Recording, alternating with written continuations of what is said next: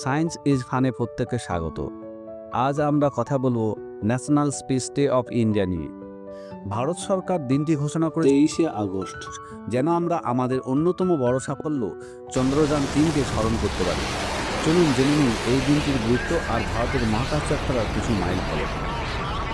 2023 সালের 23শে আগস্ট ভারতের চন্দ্রযান-3 চাঁদের দক্ষিণ মেরুতে সফলভাবে অবতরণ করে। এই অর্জনের ফলে ভারত হলো পৃথিবীর প্রথম দেশ যে ওই অঞ্চলে পৌঁছাতে পারল। সেদিন বিশ্বজুড়ে কোটি কোটি মানুষের চোখ ছিল আমাদের বিজ্ঞানীদের দিকে। এই গর্বকে স্মরণীয় করে তুলতেই 23শে আগস্ট ন্যাশনাল স্পেস ডে ঘোষণা করা হয়। চৌম্বকীয় নিরক্ষরেখার সান্নিধ্যের কারণে কেরালার তিরুবনন্তপুরমের থুম্বাকে ভারতের প্রথম রকেট উৎক্ষেপণ কেন্দ্র TIRLS বা থুম্বা নিরীক্ষণ রকেট উৎক্ষেপণ কেন্দ্র এর স্থান হিসেবে বেছে নেওয়া হয়েছিল, যা এটিকে নিরক্ষীয় ইলেকট্রোজেট ঘটনাটি অধ্যয়নের জন্য আদর্শ করে তুলেছে। 1963 সালের 21শে নভেম্বর থুম্বা থেকে প্রথম ভারতীয় রকেট নাসা দ্বারা সরবরাহকৃত একটি Nike Apache sounding rocket Thumba থেকে উৎক্ষেপণ করা হয়, যা ভারতের রকেট এবং মহাকাশ কর্মসূচির ঐতিহাসিক সূচনা করে। পরবর্তী দশকগুলিতে থুম্বা বিভিন্ন ভারতীয় এবং আন্তর্জাতিক রকেট উৎক্ষেপণে গুরুত্বপূর্ণ ভূমিকা পালন করেছিল। এই কেন্দ্রটিরই পরবর্তীকালে নাম হয়েছে বিক্রম সারাভাই মহাকাশ কেন্দ্র, বিখ্যাত বিজ্ঞানী বিক্রম সারাভাইয়ের নাম অনুসারে। এবং এই কেন্দ্র থেকে ভারতের দেশীয় উপগ্রহ উৎক্ষেপণ যানবাহনের বিকাশের পথ প্রশস্ত করেছিল। ইসরো প্রতিষ্ঠার পর থেকে ভারত মহাকাশ গবেষণায় অনেক সাফল্য পেয়েছে। 1975 সালের 19শে এপ্রিল কাস্তিন এয়ার থেকে সোভিয়েত কসমস 3M মহাকাশে চড়ে ভারতের প্রথম কৃত্রিম উপগ্রহ আর্যভট্ট উৎক্ষেপণ করা হয়। উপগ্রহটি মহাজাগতিক এক্স-রে, সৌর নিউট্রন এবং গামা রশ্মির পরিমাপের জন্য 3টি পরীক্ষা চালিয়েছিল। সঙ্গে ছিল আয়নোস্ফিয়ার অধ্যয়নের জন্য একটি সেন্সর। স্যাটেলাইটটি 26টি দিকে সমন্বিত আকৃতির ছিল এবং স্যাটেলাইটটিতে 46 ওয়াট শক্তি সরবরাহ করতে পারে এমন 24টি সৌর প্যানেল ব্যবহার করা হয়েছিল। একটি প্যাসিভ তাপ নিয়ন্ত্রণের ব্যবস্থা ব্যবহার করা ছিল এবং NICD ব্যাটারি বহন করেছিল এবং 90 RPM এর বেশি স্পিন রেট সরবরাহ করতে একটি spin app gas jet system ব্যবহার করেছিল। একটি ট্রাইঅক্সিয়াল ম্যাগনেটোমিটার, একটি ডিজিটাল এলিভেশন সোলার সেন্সর এবং 4টি অ্যাজিমুথ সোলার সেন্সর সমন্বিত উচ্চতা সেন্সরগুলি একটি সেট ছিল। চন্দ্রযান-1 ভারতের প্রথম চাঁদ মিশন চাঁদে জলের উপস্থিতি আবিষ্কার করে পৃথিবীকে অবাক করেছিল। 2008 সালে 22শে অক্টোবর PSLV C-11 উৎক্ষেপণ যানে শ্রীহরিকোটা থেকে এটাকে উৎক্ষেপণ করা হয়েছিল। এর ওজন ছিল 1380 কেজি এবং এটি চাঁদে 100 কিলোমিটার উচ্চতায় পরিক্রমে অবস্থান করেছিল। মিশনের প্রধান উদ্দেশ্য ছিল চাঁদের উপরের স্তরে খনিজ এবং রাসায়নিক মানচিত্র তৈরি করা, যা ম্যাগনেসিয়াম, অ্যালুমিনিয়াম, সিলিকন, ক্যালসিয়াম, লোহা ও টাইটানিয়াম সহ বিভিন্ন মৌলিক উপাদানের বণ্টন নির্ণয় করে। এছাড়া চন্দ্রযান-1 মোট 11টি বৈজ্ঞানিক যন্ত্র ভারতসহ বিভিন্ন দেশের সহযোগিতায় নির্মিত ছিল, যা চাঁদের দৃশ্যমান এবং infrared imaging, laser ranging, X-ray বিশ্লেষণ এবং চাঁদের পৃষ্ঠে প্রভাবের তথ্য সংগ্রহ করেছিল। মিশনটি প্রায় 2 বছর ধরে সফলভাবে কাজ করে 2009 সালের আগস্টে শেষ হয়। এটি ভারতের মহাকাশ গবেষণার বড় ধাপ হিসেবে বিবেচিত হয়, যা পরবর্তী চাঁদ অভিযান ও প্রযুক্তিগত উন্নয়নের পথ প্রশস্ত করে দেয়। 2019 সালে চন্দ্রযান-2 ভারতের দ্বিতীয় চাঁদের মিশন GSLV Mk3 রকেটে উৎক্ষেপিত হয়েছিল। এতে 3টি অংশ ছিল: অরবিটার, ল্যান্ডার বিক্রম এবং রোভার প্রজ্ঞান। অরবিটার 100 কিলোমিটার উচ্চতায় চাঁদের কক্ষপথে গতি সম্পন্ন করে বৈজ্ঞানিক পর্যবেক্ষণ চালায়। ল্যান্ডার অবতরণের সময় যোগাযোগ বন্ধ হয়ে যায়। মিশনের মূল লক্ষ্য ছিল চাঁদের দক্ষিণ মেরুর বিস্তারিত গবেষণা, ভূমিকম্প ও তাপীয় বৈশিষ্ট্য পরিমাপ। অরবিটার এখনও 7 বছর বড় সফল কার্যক্রম চালিয়ে যাচ্ছে। 2013 সালে মঙ্গলযান প্রথম প্রচেষ্টাতেই মঙ্গলের কক্ষপথে পৌঁছে ইতিহাস গড়ে। মার্স অরবিটার মিশন MOM বা মঙ্গলযান ভারতবর্ষের প্রথম আন্তঃগ্রহ অভিযান, যা 2013তে PSLV C-25 দ্বারা উৎক্ষেপিত হয়। 6টি কক্ষপথ বৃদ্ধির পরে 1 ডিসেম্বর ট্রান্সমাস ইনজেকশনের মাধ্যমে মহাকাশযানটি মঙ্গলের দিকে রওনা দেয়। 2014 সালের 24শে সেপ্টেম্বর মঙ্গলযান সফলভাবে মঙ্গলের কক্ষপথে প্রবেশ করে।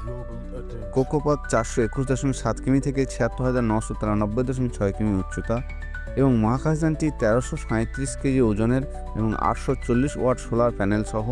এতে 5টি বৈজ্ঞানিক পেলোড ছিল।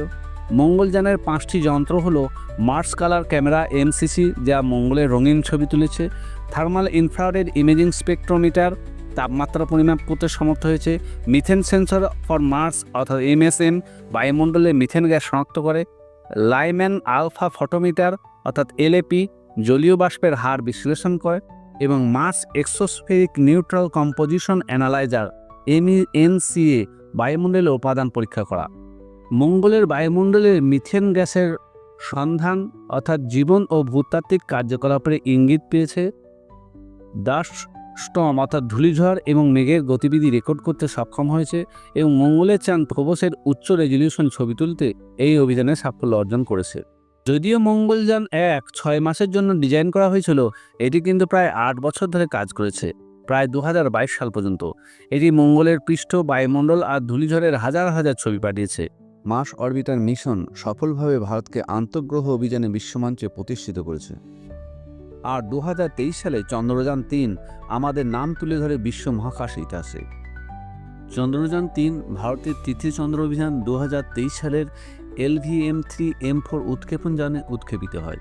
এই মিশনের মূল লক্ষ্য ছিল চাঁদের দক্ষিণ মেরুতে সফল সফট ল্যান্ডিং এবং রোভার পরিচালনা, যা ইসরোর আন্তঃগ্রহ প্রকল্পে প্রযুক্তিগত অগ্রগতির পথ খুলে দেয়। চন্দ্রযান 3-এ 3টি প্রধান অংশ রয়েছে: প্রোপালশন মডিউল, ল্যান্ডার এবং রোভার। মিশনে ছিল 3টি অংশ। প্রথমত প্রোপালশন মডিউল, যা চাঁদের কক্ষপথে পৌঁছায়; দ্বিতীয়ত ল্যান্ডার, যা নামার পরে বৈজ্ঞানিক পরীক্ষা করে; এবং তৃতীয়ত রোভার, যা চাঁদের মাটিতে চলে মাটি ও উপাদান পরীক্ষা করে। এতে মাটি, ভূমিকম্প ও তাপমাত্রা পরীক্ষা এবং পৃথিবীর আলো ফেলার পরীক্ষা করা হয়েছে। প্রোপালশন মডিউল I3K কাঠামো 100 কিলোমিটার চন্দ্রমণ্ডলীয় কক্ষপথে ল্যান্ডার এবং রোভার বহন করে এবং এতে স্পেকট্রোপোলারোমেট্রি অফ হ্যাবিটেবল প্ল্যানেটারি আর্থ বা SEP নামক উপকরণ রয়েছে, যা চন্দ্র কক্ষপথ থেকে পৃথিবীর সিগনেচার পরিমাপ করে। এই মিশন চাঁদের ভূগর্ভ, আবহাওয়া ও পৃষ্ঠের বৈশিষ্ট্য সম্পর্কে গুরুত্বপূর্ণ বৈজ্ঞানিক তথ্য দিয়েছে এবং ভারতের মহাকাশ বিজ্ঞানকে নতুন উচ্চতায় পৌঁছে দিয়েছে। বর্তমানে ইসরো কাজ করছে আদিত্য L1 মিশন এবং গগনায়ন প্রকল্পে। আদিত্য L1 হচ্ছে প্রথম ভারতীয় সোলার মিশন, যা সূর্যের করোনার গূঢ় রহস্য উদ্ঘাটনে কাজ করবে। এটি পৃথিবী থেকে প্রায় 1.5 মিলিয়ন কিলোমিটার দূরে ল্যাগ্রেঞ্জ পয়েন্ট L1-এ অবস্থান করবে, যেখানে সূর্য অব্যাহতভাবে পর্যবেক্ষণ করা যাবে। মিশনে 7টি বৈজ্ঞানিক পেলোড থাকবে, যা সূর্যের ফ্লেয়ার, করোনা, সূর্য, বায়ু এবং স্পেস তথ্য সংগ্রহ করবে। আদিত্য L1 সূর্যের বিভিন্ন স্তর এবং সৌরঝড়ের গতিবিধি বোঝাতে সাহায্য করবে। ইসরো গগনায়ন প্রকল্প ভারতের মানব মহাকাশ যাত্রার প্রথম উদ্যোগ। এটি 3 জন মানুষকে 400 কিলোমিটার উচ্চতার কক্ষপথে পৌঁছে 3 দিনের জন্য মহাশূন্যে থাকার পর সফলভাবে ভারত মহাসাগরে ফেরানোর লক্ষ্য রাখছে। এই মিশনের জন্য হিউম্যান রেটেড LVM-3 রকেট ব্যবহৃত হবে। গগনায়ন প্রকল্পে জীবন্ত পরিবেশ নিশ্চিত করার জন্য life support system, crew safety feature এবং ক্রু প্রশিক্ষণের মতো নতুন প্রযুক্তি উন্নয়ন করা হচ্ছে। 2025 সালের ডিসেম্বর মাসে প্রথম নিরাপদ অমানবিক পরীক্ষামূলক গগনায়ন এর G1 মিশন উৎক্ষেপণ করা হবে, যেখানে ভায়োমিত্রা নামে একটি অর্ধমানবিক রোবট থাকবে। গগনায়ন ভারতকে আন্তর্জাতিক মানব মহাকাশ চালনার অতি পরিচিত গোষ্ঠীতে নিয়ে আসবে এবং ভবিষ্যতে মঙ্গল কিংবা চাঁদে মানব মিশনের ভিত্তি গড়ে তুলবে। ন্যাশনাল স্পেস ডে আমাদের মনে করিয়ে দেয় যে মহাকাশ গবেষণা শুধু বিজ্ঞান নয়, এটা ভবিষ্যতের পথ তৈরি করে। তাহলে এক কথা, 23শে আগস্ট শুধু একটি দিন নয়, এটি আমাদের আত্মবিশ্বাস আর স্বপ্নের প্রতীক। আপনারা কি মনে করেন যে আগামী 20 বছরে ভারত কি চাঁদে মানব বসবাসের পথে এগোতে পারবে? আপনাদের মতামত জানাতে ভুলবেন না। ভিডিওটি ভালো লাগলে লাইক, শেয়ার এবং সাবস্ক্রাইব করতে অবশ্যই মনে রাখবেন।